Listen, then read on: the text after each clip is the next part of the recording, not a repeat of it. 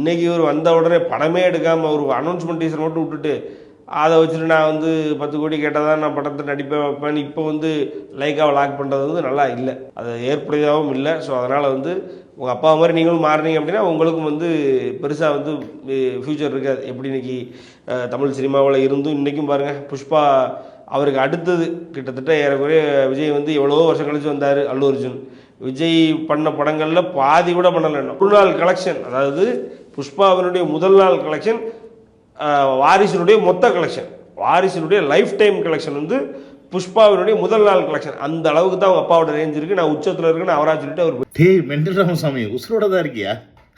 நான் கூட உன்னோட லாஸ்ட் கமெண்ட் நீ அனுப்பிச்ச பத்தியா, மாநாட்டுக்கு நான் வருவேன் உன்னால் முடிஞ்சதை கொடுங்கடா அப்படின்னு. நான் நினச்சேன் ஒருவேளை பசங்க பிதிக்கி விட்டாங்க போல இருக்கு, இதோட ஆளே காணாம மண்டையிட்டே போட்டேன்னு நினச்சேன். இன்னும் உசுரோட தான் இருக்கேல்ல. ஒரு காலத்தில் ஆனால் சத்தியமாக நீ தானே என்னோடய என்டர்டெயின்மெண்ட் பீஸு. உன்னை வச்சு செய்யாத வீடியோவே கிடையாது, அவ்வளோ செஞ்சுருக்கேன். நண்பன பீஸ் என்னோடய ப்ரீவியஸ் வீடியோலாம் எடுத்து பாருங்கள், இவனை அந்தளவுக்கு வச்சு கிழிச்சிருப்பேன். சரி அதெல்லாம் இருக்கட்டும். இங்கே அட்வைஸ் மயிரெலாம் பண்ணுற அளவுக்கு நீ அவ்வளோ பெரிய அப்பா டக்கர் பிடிங்கியடா. ஏண்டா பிடிங்கி ஜேசன் சஞ்சயை கூப்பிட்டு ப்ரொடியூஸ் பண்ணுறேன்னு சொல்லி டைரக்ஷன் பண்ண சொல்லி சைன் பண்ண வச்சது லைக்கா. இப்போ அவர் 10 கோடி கேட்டால் கொடுத்தானே ஆகணும் மயிராண்டி. எதுக்கு நீ கூப்பிட்டு சைன் பண்ண வச்ச இல்லைன்னா? ஓன் தலைவன் நடித்த படத்துலலாம் நான் லாஸ் ஆனது லைக்கா அப்படின்றதுக்காக. ஏண்டா தளபதி பிள்ளைங்க எல்லாமே நான் லைக்காவுக்கு சப்போர்ட் பண்ண முடியும்?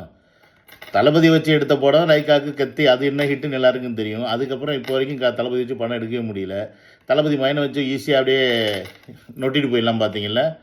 ஏண்டா உன் தலைவன் அங்கனால அங்கே கிழிக்க முடியல, இங்கே வந்துட்டு நீ சரி அதெல்லாம் விடு. இன்னொன்று என்ன சொல்கிற, இவங்க அப்பா மாதிரி ஆயிடாத. டேய் அவங்க அப்பா இன்னைக்கு ஒய் செக்யூரிட்டி பாதுகாப்பு கொடுத்துருக்குடா சென்ட்ரல் கவர்மெண்ட்டு புறம்போக்கு. உன் தலைவனுக்கு யாராவது பாதுகாப்பு கொடுத்துருக்காங்க இப்போ வரைக்கும்? எதுக்காவது பாதுகாப்பு?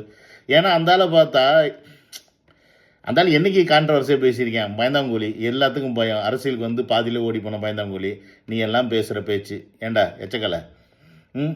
புஷ்பா 2 வாரிசோடைய ஃபஸ்ட்டு மொத்த கலெக்ஷனையும் புஷ்பா 2 ஃபஸ்ட் டே கலெக்ஷனா?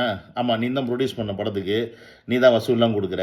அது ஏன்டா எப்போ பார்த்தாலும் தளபதி கூடிய கம்பேரிசனுக்கு வர? ஏன் உன் தலைவனை கம்பேரிசன் பண்ண மாட்டியா? புஷ்பா 2 எடுத்து உன் தலைவர் இது வரைக்கும் ஏதாவது கிழிச்சிருக்காருன்னு கம்பேரிசன் பண்ண வேண்டியதுனா மயிராண்டி. இங்கே உங்கள் தளபதி கால நக்கலைன்னா உனக்குலாம் தூக்கம் வராது. சரி என்னைக்கா திருப்பி மாட்டுவா, நீ வச்சு சேரிடுவோன்னு.